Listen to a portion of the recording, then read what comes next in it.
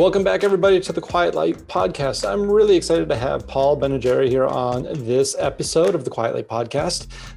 Paul is from archive.ai, which automates the process of creating micro-influencer communities. We're going to talk a little bit about influencer marketing. I'm a big fan of influencer marketing because I've seen it done. I've seen the effect of a proper influencer marketing campaign done and the impact it can have for e-commerce companies. I think it's a huge opportunity to be able to grow an acquisition after you buy it, or to grow a business into an acquisition, because that's such a valuable source of revenue since it's more reliable than, say, Facebook arbitrage or maybe SEO, which can obviously go away depending on algorithm changes.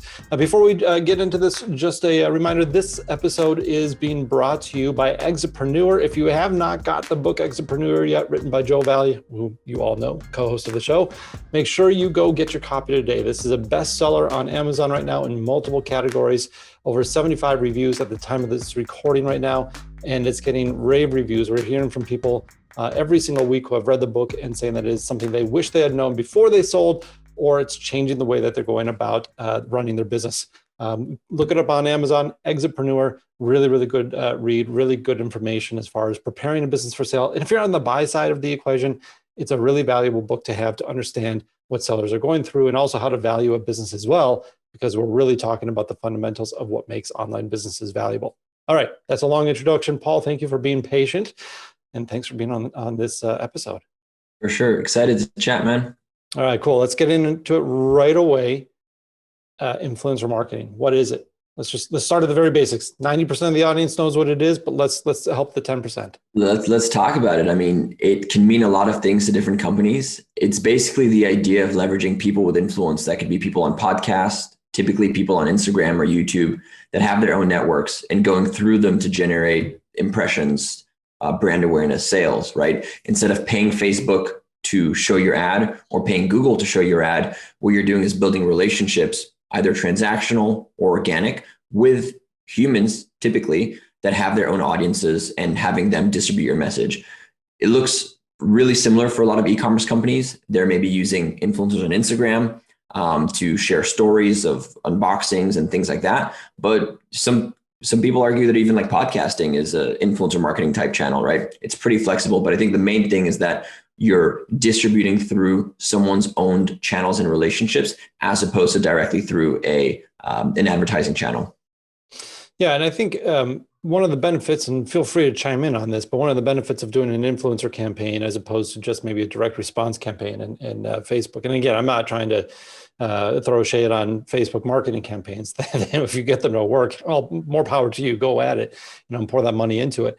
But there's less convincing that needs to happen, right? Because if somebody follows somebody on Instagram or is just following them in general, and they recommend a product, legitimately recommend a product, it imparts trust on that consumer's decision to maybe purchase the product that you're trying to sell, because they trust that influencer right away, right? Exactly. It's kind of like word of mouth at scale. A lot of times when you hear your friend talking about a shoe, it's a Nike shoe, he goes running with it, you're not going to be like, oh, this is an ad. This is an ad. I got to watch out for what's a lie. You typically just believe it. And so that dynamic can happen a lot with influencers.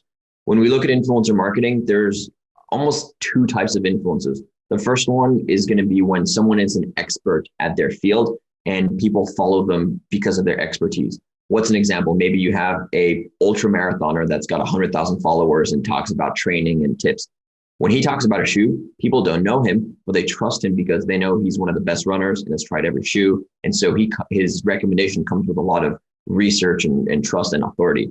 The other type is influence through maybe not like applied knowledge or skill, but because you know about someone. And that's a little bit new. That was typically not possible to do before you had Instagram, these platforms where you had a massive amount of these mini or micro influencers that maybe had 1,000, 5,000, 10,000 followers. They might not be an expert runner, but for example, Mark, if I see you posting about a shoe, I'll listen to it. If I see you posting about a car or a shirt or a painting, I'll care about it because we have a human relationship, and your social proof in that relationship gives me a little bit more appetite to trust the sell or the product compared to just hearing about it from a stranger or directly from a brand. So there's kind of like two different types of influencers that we typically look at, right? You have this applied, earned, expertise type thing. And then there's also like, hey, if your friend talks about anything, it's word of mouth, but influencer marketing can really be just scaled word of mouth, because instead of referring it to one friend, you might refer it to 1,000, 10,000 people at the same time. And that's something that brands can really capitalize on nowadays. Yeah, so help me bridge this gap, right? Influencer marketing, I think the way that we usually think about it is finding that big time person on Instagram, somebody with a huge following. It doesn't have to just be Instagram. It could be just a big name, right? In my world, man, if I could get Gary V, just to throw a name out there, if I could get him to talk about Quiet Light, boy, that would be huge, right? That'd be masterful for us. We would get all sorts of business from that. In theory, it would be just a really good name drop. But getting over to Gary Vee, and it's not something that we look at necessarily, because getting to Gary Vee is not exactly the easiest thing in the world, and he's being constantly pitched. So I'm a little interested in bridging this gap that you're talking about between influencer marketing, I think, as most people think about it, which is, again, kind of finding the whales and trying to get them to endorse your product or feature your product in some way, versus this idea of micro influencers. So are you saying with micro influencers, who would be an example of a micro influencer? Good question. And I wouldn't say one works always better or worse than the other. There's different challenges. With these bigger influencers, once you strike that relationship and you can set up something good, you can have real good returns. But it's very, very competitive, because every single person wants to work with Gary Vee, or the Gary Vee of running, or the Gary Vee of whatever diet. So the difference with what people call micro or nano influencers, every agency, every company has different terms, but typically your macro or celebrity influencers, they got like millions of followers. They're that one person that a lot of people know. And then people in the micro and nano range are increasingly smaller. So maybe it's someone that has 50,000 followers on Instagram. Maybe it's someone that has 10,000 or 3,000 followers on Instagram. It really depends. But these smaller people, the thing is, with these smaller people, they're typically less competitive. They have way less offers to work with brands. So they might be more invested in that one deal with your brand, whether it's paid or unpaid. The other thing is, you usually wouldn't work with one single, small influencer to make up for Gary Vee. But if you distribute that budget, whether it's equity, whether it's cash, whether it's product, if you distribute that budget across 100 of these smaller influencers, or like some brands, 1,000, 5,000 of these smaller influencers, that becomes really powerful. Number one, you might get better total reach and impressions. Number two, you might get way more content, and that can be used to improve your paid social performance, your Facebook ads, by having all this great content that you don't have to do paid shoots for. You can learn a lot faster. It can be much more reliable. If you're working with Gary Vee and the first video drops, what are you going to do for the second video if it's not performing? There's not that much wiggle room. If you're working with 500 influencers, if out of the first 100, maybe you have 5 that really suck, you can just cut them out, learn that niche might not be perfect, and then work with another group. And so there's way more learning data if you can do that, properly. The other dynamics with that people don't realize with nano influencers is that the smaller the influencer is, the more of a personal connection they have with all of their audiences. And so it becomes less important that they're experts in guns or running or shoes, because half of their followers have met them in person, and so have this personal connection. And the other thing is that, especially the way that Instagram engagement is trending towards, more and more of the engagement is going to, smaller influencers versus these bigger ones. So 5 years ago, if you worked with a giant influencer, they'd have very few deals, and they'd also have massive engagement. Now they have a ton of deals, so they're more expensive, and their engagement has gone down significantly. So on average, smaller influencers have way, way, way higher engagement than some of these bigger guys. So if you can set up a program to work with a lot of these small influencers, you can really have powerful effects in terms of, again, driving brand awareness, driving sales, creating content, whatever some of those goals or metrics can be for your brand. Okay, so I totally get it. I mean, for those that have been around for a long time and remember the old SEO world, it still applies today, but it's similar to the concept of, going after that big time keyword versus the long tail keywords, right? Can be more value in ranking for 100, 200 long tail keywords than there is in getting the one big one, right? And then easier to get as well. the problem, or that I want to put to you and let you challenge you on, and feel free to tell me why I'm wrong. You're the expert in this. I'm not. How do you find 500 influencers, micro influencers on a topic? There's a reason they don't have a lot of followers, because they're harder to find. Well, the reason they don't have a lot of followers is not that they're harder to find. There's just a distribution of influencers on Instagram. And so you maybe have like 1 million people with 1 million followers, and then you have, 10 million with 100,000 followers. So there's just way more of them. So it's harder to find a specific one, right? But there's so many that it's easy to find lots of great ones. It is hard and it is manual. Typically, brands that do this really well will have a team, an in-house team. So one good example is Halo Top. They crushed it with influencer marketing. They built this community of influencers that they gifted. Every time they had a new flavor, they would gift their list of influencers the new flavor. They would try it. If the influencer posted and supported the company, well, they'd automatically be on the list to get the next flavor. And that created this long-term dynamic and relationship and community that created a moat, a super valuable moat of these relationships that Halo Top owned and could leverage for product launches. And how did they do that? They literally had, they had people full-time managing spreadsheets, right? And so typically it is very manual for brands to do that. It is hard to scale. And, that's why we have a successful business, right? We focused on building a lot of tools and automation to streamline all of these workflows so that we can build those communities really effectively. But again, I think for smaller brands too, especially for stores that are, launching their products for the first time, everybody has time to maybe put together 3, 5, 10 hours a week to find these influencers and do it at a small scale to at least get things started and test the channel. And if not, that's something that can easily be, delegated to an intern, a junior person, and, different types of people. There's not a lot of skill required to just talk to influencers. As long as you have the strategy right, you can get a lot done just by having someone that's literally talking to these people, becoming their friends, understanding what they like, and being available and hooking them with product. So, let's just run through a case, just an example case here. Let's say that I just bought a business and it sells telescopes, not high-end telescopes. Let's say low-end telescopes, ideal for kids, right? So, a good Christmas present, birthday present, something that parents and kids can do together. And I decide, okay, I want to try this micro influencer strategy. How do I go about finding the influencers? Is this really something to focus on Instagram only? Do I want to look more broadly than that? And then how do I even begin that sort of a search? Yeah. So the first thing that you want to ask is, what are your goals for this? Are you trying to drive sales? Are you trying to get content, brand awareness? What channel are you going to use? Are you going to focus on Instagram, on TikTok, on YouTube? If your product is really complicated to understand, YouTube might be good because there's longer form video. If you're targeting kids and kids are going to make the purchasing decision, well, TikTok might be great. If you're targeting parents of kids, because they're the ones that are going to buy the telescope, then you could potentially look towards Instagram that has a little bit more of an older, demographic at this point. So that's the first thing, is just figuring out what channel. Once you know what channel you want to dive in and test, you can start finding influencers. And it's really, really easy to get going. It's hard to get 1,000 influencers, but it's easy to get a couple hundred. Think about your competitors. Think about people in your space.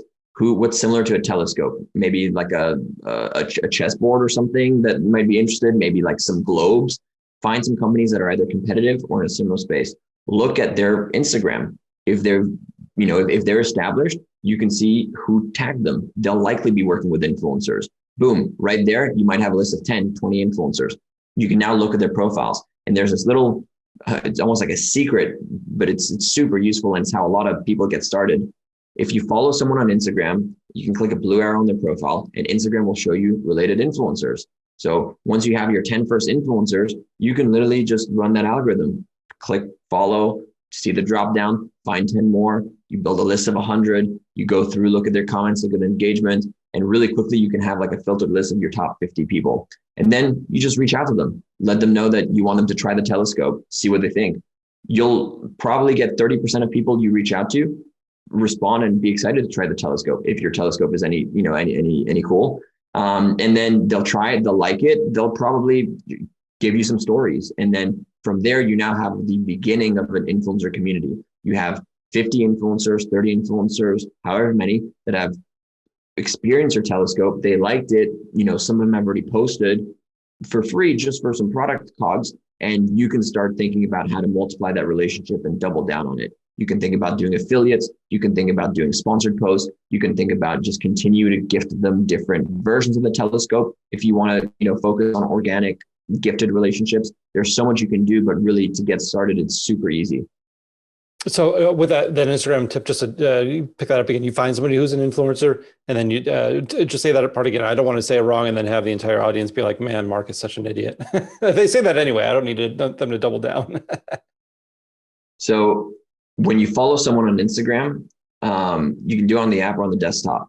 By their username, there'll be a blue arrow, drop down arrow. If you click that, Instagram will show you related profiles. Instagram's trying to do that because they're trying to get you to follow more people, right? Sure. So if Paul is following Mark, Instagram will show me people like Mark. They'll show me, Gary Vee and some other cool people in the space. And you can just look through these profiles and save them. And then there's apps that do that automatically for you and scrape those things. But again, when you're beginning, you don't have to worry about that. It'll just take you a couple seconds.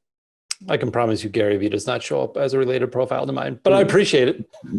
One day, pretty soon. Yeah, there we go. There we go. All right, let's move away from some of the minutia. This is really, really cool stuff though. What sort of criteria should people be looking for if they're trying to build out a network like this? A minimum number of followers, content. I mean, let's say you got somebody who you're trying to sell telescopes, you're doing the related profiles, but one of the related profiles is, going back to your example, an avid runner. Does it make sense to even have that person in that profile in your list of micro-influencers still? Probably not. It's your call, right? Like, who are they? Are they going to like your telescope? And are they going to influence people that are going to buy telescopes? That's something that you still have to make the decision about. Your customers, your audience better than anyone. And so you'll need to look at their profile and be like, hey, is this a fit? The cool thing is that with smaller influencers, you have the luxury of trying. You can have 5 runners, 5 swimmers, 5 science teachers. And then you will see through your algorithm that the science teachers are crushing it and selling a lot more telescopes and getting a lot more likes and responding to your inquiry a lot faster. So clearly you should focus on more science people and less runners and swimmers, right? What else do you want to look at? The main thing is going to be through comments, right? You don't really need to worry too much about the size of the audience. Sure, it's a good indication, it's a good heuristic, but it's essentially the bigger you go, the less likely they are to respond and the less likely they are to do, your initial stuff for low cost for free. So there's a trade-off there. If they're too small, well, they'll of course take the free telescope but have no value. So you can start off with people that are getting maybe, 50 comments per post. Hopefully like 200, 300 is a really, really good, healthy number. And look at those comments. Why are people commenting? Are they, saying, you're so pretty, you're so beautiful? Or are they saying, hey, this is a really nice piece of jewelry, really nice piece of clothing, right? Try to understand like why people are engaging with that influencer and what that relationship between the influencer and their audience is. And from there, you should be able to find some people that have a lot more dialogue in their comments, a lot more kind of like questioning. And those are going to be the really great influencers that you want to work with. Do you find that video is superior in this world, or does it really depend on the product? So it depends on the product and on the goals. For a lot of companies that are trying to do paid social ads and use UGC for, it depends on the product too. For sometimes if you're doing something in the fashion space, photos can be really, really good because a little bit more curated. You see the outfit frozen and it's great. If you're a food, video is going to let you talk about the flavor, show the texture and all these kinds of things. So that dynamic changes. If you're trying to drive purchase through foods and things like that, stories work really well because you have this person talking to the camera, saying some things, and then there's a little bit more of an explanation. So it really depends on the product. Cool. All right. This is fascinating stuff. So size of audience doesn't matter as much as maybe comment and interaction and the interaction. So you have to look at total engagement, right? A lot of people are like, hey, I'm only going to work with people with this engagement rate. I'm only going to work on people with this many followers. But you want to look at net engagement. If someone has 100,000 followers, but a crappy engagement rate, maybe 1%, then they're going to have like 1,000 likes per post. That's okay. If you have someone with 50,000 followers and 10% engagement rate, they're going to have 5,000 likes per post. A lot more people are going to see that content, right? So you have to be thoughtful about the two kind of the two parts. How much engagement do they get, and how many followers do they have? And if you just multiply the engagement rate and the followers, you get this total number of engagements, which is typically a really good heuristic for how much reach, how much, comments and impressions you're going to get. I know there's a segment of the audience listening to this right now that is super excited about this because they are dreaming about the spreadsheets they are going to set up, and they absolutely love their spreadsheets. To me, this sounds like spreadsheet hell in trying to figure out how to track all this. Are there good tools out there to track these, or is this something that you should really build something bespoke to yourself? The easiest thing at the beginning is just to get a spreadsheet, get a list of people. Like if you're doing 50 influencers, it's going to be good to go. There are tools that you can use to try and scale it, but there's no like massive tool that has a lot of adoption. There's different databases you can use to find influencers, but typically people do the communication through the DMs anyway, and there's no strong integrations. Obviously biased, but like one of the biggest pain points is just collecting that content and all those stories. If you've got 100 influencers posting every month, that's like hundreds of assets that you want to save and store so you can repurpose. That's why we built Archive app. It does it automatically as a Shopify app. But typically, most brands are either doing it manually, and even with some of the tools out there on the market, you still need to hire someone to manage those tools and speak to influencers, unless you work with an agency or, try to delegate to a service-based business. Right, absolutely. Let's get to the mouth-watering bits of this. What sort of returns? I don't want to sell the flashy stuff that is kind of the outliers. Why should somebody who just bought a business, an e-commerce business, nice product-based business, add this to the repertoire, within the next month in their marketing plans versus maybe focusing on something more immediate, such as a Facebook advertising campaign? What sort of returns are we seeing from influencer marketing, and what makes it better to use or to pursue maybe than other? So I think the first thing you should think about is your product a good fit for influencer marketing? Is it something that people like to try, like to talk about? If yes, then you're going to have some positive momentum in the channel, and you're going to have a little bit of an advantage compared to other brands that don't have that. So that's a really, good reason to test the channel. The second thing is everyone is trying to diversify their channel mix. If you aren't running Facebook ads and aren't running Google ads, sure, test those first, set it up, get that baseline going. But once you get those channels and start scaling those channels, and you see your CPA start to rise because of whatever reason, iOS 14, or because you're increasing your budget, your next problem is going to be diversifying your channel mix. And that's where things maybe like SEO or influencer marketing can really come in. With influencer marketing, if you're doing it properly, it's a little bit like SEO. You can build long-term relationship with influencers that will compound over time. We have some brands that we started off with 0 influencer relationships. Now, after 6 months, 12 months, they have 750, 1,500, what we call warm influencers that are ready to push a product at a heartbeat. They've tried a bunch of products. They're in touch via email. And so when you launch a new product, new flavor, new kit, new SKU, you can send it to 750 influencers and have all of them post on demand. That is super, super, super powerful. Why is that powerful? First of all, you're going to get a lot of brand awareness and views, and it's going to be a great way for people to learn about your brand, your business, your company, your products. Second of all, what are these influencers creating? They're creating content. What do you need to crush on Facebook ads? You need content. You need to test a lot of content. UGC works really well. So if you have 750 influencers that post, even if they only do one asset each, that's still going to be 750 assets you can test on Facebook. That's going to cost you a ton of money to get that much content through ads, right? So now you can start seeing that not only can influencer marketing, compound over time, right? Which is great. You want that as a business. You want these moats. You want these things that grow, and if you stop spending on influencer marketing, you still have those relationships. If you stop spending money on Facebook, Mark Zuckerberg's not going to call you back and tell you to, come back. It's just like, you got to kind of start from scratch. So you build some defensibility, and it's going to compound really nicely, and it's going to start helping your other channels, right? You're going to get this halo effect of people to retarget that are visiting your website. That's going to help your Facebook performance. You're going to get all of these assets. You can do whitelisting and other techniques and affiliate marketing on those influencers. And it really opens up like a whole other set of channels, right? The thing, if you think about like, hey, I'm going to do influencer marketing, I'm going to test it, I'm going to get my ROAS. Sure, that might work. That works for a lot of brands. Not every brand, but it works, for many brands if you do it well.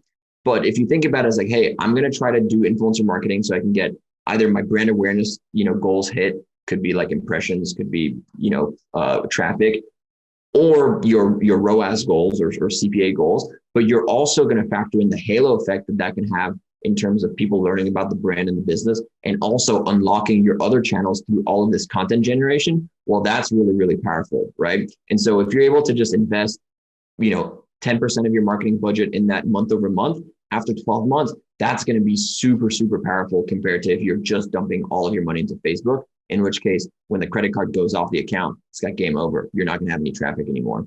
Yeah, let's you started this that last answer out by saying, is the product that you're selling a good fit for influencer marketing? Let's talk about that just for a minute here. What makes a good fit for influencer marketing? And I want to talk even beyond maybe products, right? Because it's pretty obvious. You talk about Halo. Yeah, that makes a lot of Halo top. That makes a lot of sense, right? Because there's different flavors people can try, and that can be super exciting. Fashion seems to make sense as well. Sometimes electronics seems to make sense.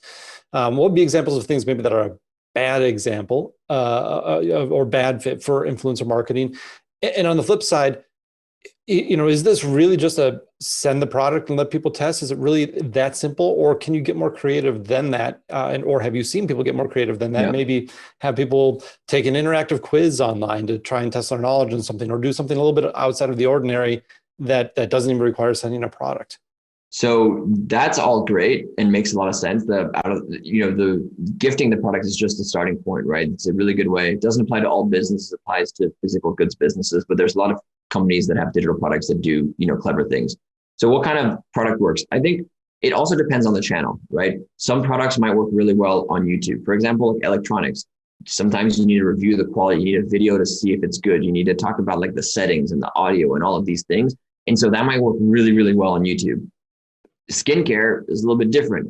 If you have a skincare product and you try to do on YouTube, there are half of the YouTubers have their own skincare brands. So that cuts out a big part of the market. And then there's insane margins. So you're competing against all of these companies with brand awareness budgets with insane margins that are spending so much. That channel is going to be really hard to crack into, right? So whereas in Instagram and TikTok, right? If you have like a kids friendly product, you can get like a ton of reach on TikTok, but you might get a bunch of reach, but no conversions if you're, got an older person product on TikTok. So I don't know if there's like a certain type of company that just doesn't work with influencer marketing, but you kind of have to break down the channel and the type of product a little bit based on all these things. Again, influencer marketing could even just be like podcasts, or it could be like blogs. It could be like affiliate sites and different things like that. So there's a lot of ways to make it work, and so it takes a little bit of thinking in terms of like, hey, what is the right way to talk about my product and get people to engage with it? Is it a photo? Is it a video?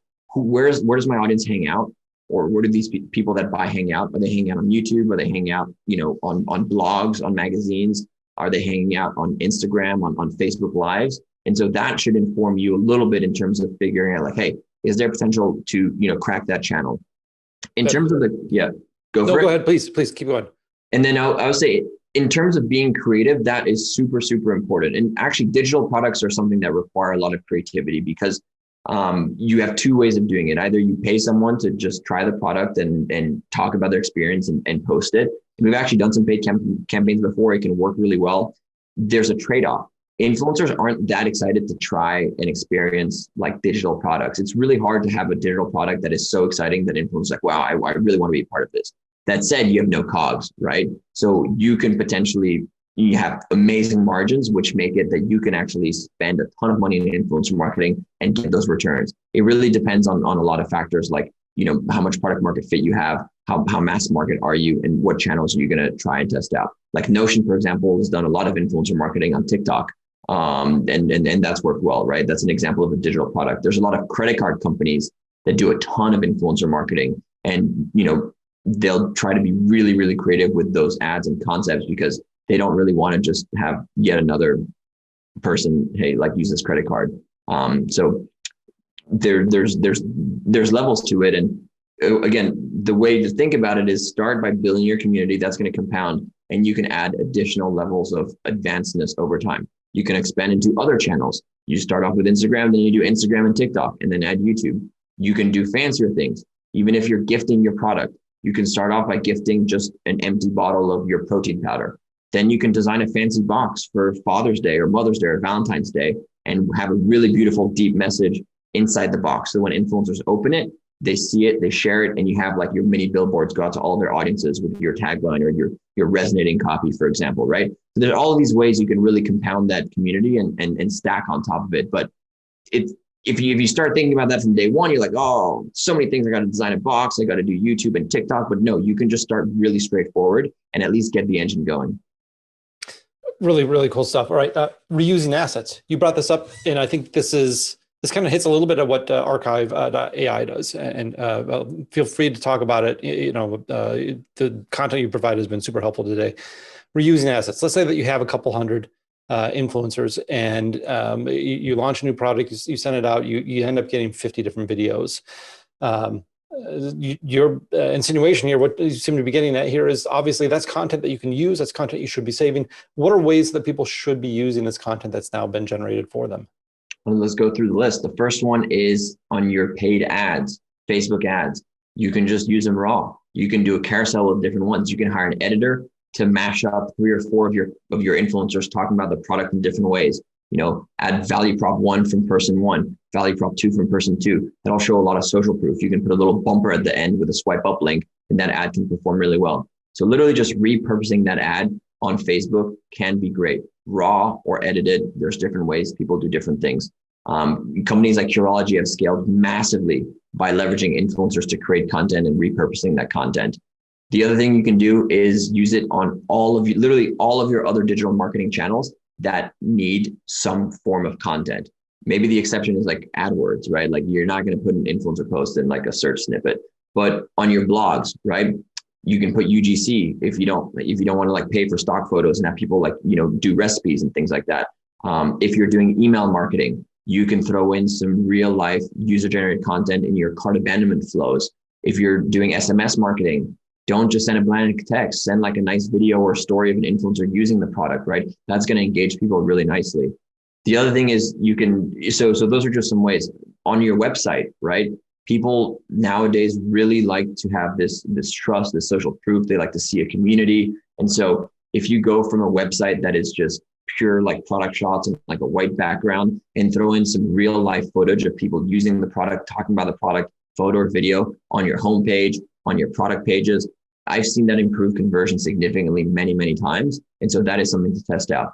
Some brands are very, very strict with their photo guidelines, and it's a fashion thing, and maybe it's not a fit. But for a lot of brands, I encourage you to test it out, and you might see some really good results. We used to play UGC Lotto back at H.V.M.N. We would launch some campaigns and dump some UGC in it. And we would always try to predict which one was going to work. And I'd bet my designer friend, Mike Lee, which one would it be. And it was always like a huge surprise which one would work. So it's kind of like this fun thing where you really let, you get to test out so many different ideas and concepts and styles that you internally you can't come up with all that stuff, right? You can't compete with the creativity of 50 different influencers.